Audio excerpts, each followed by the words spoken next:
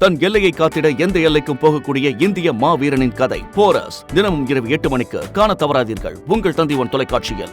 நிதி ஆயோக் கூட்டத்தை புறக்கணித்தது ஏன் என விளக்கமளித்த முதலமைச்சர் ஸ்டாலின் மத்திய பாஜக அரசின் மீது பல்வேறு குற்றச்சாட்டுகளை முன்வைத்தார்.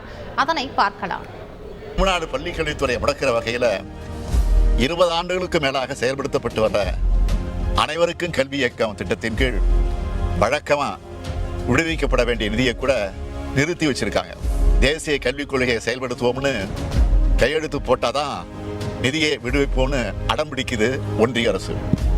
மாணவ மாணவிகளோட கல்வி பாழாகுமே, அவங்களுக்கு கல்வி கற்பிக்கும் ஆசிரியர்களுக்கு ஊதியம் வழங்க முடியாத நிலை வருமேன்னு ஒரு துளி கவலை கூட இல்லாம தங்களோட கொள்கை திணிப்பையும் இந்திய திணிப்பை மட்டுமே முன்னிறுத்தக்கூடியதாக தான் பாஜக அரசு இருக்கு.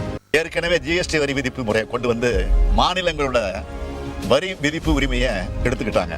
நான் கேட்கறது என்னன்னா, ஜிஎஸ்டியால் தமிழ்நாட்டிற்கு ஏற்பட்டிருக்கக்கூடிய இழப்பை சரி கட்டுறதுக்கான 20,000 கோடி ரூபாய் இழப்பீட்டையே இன்னும் அளிக்காத இந்த ஒன்றிய அரசுக்கு மாநிலங்களோட வரி விதிப்பு முறையை மாற்றி அமைக்கிற அதிகாரத்தை யார் கொடுத்தது?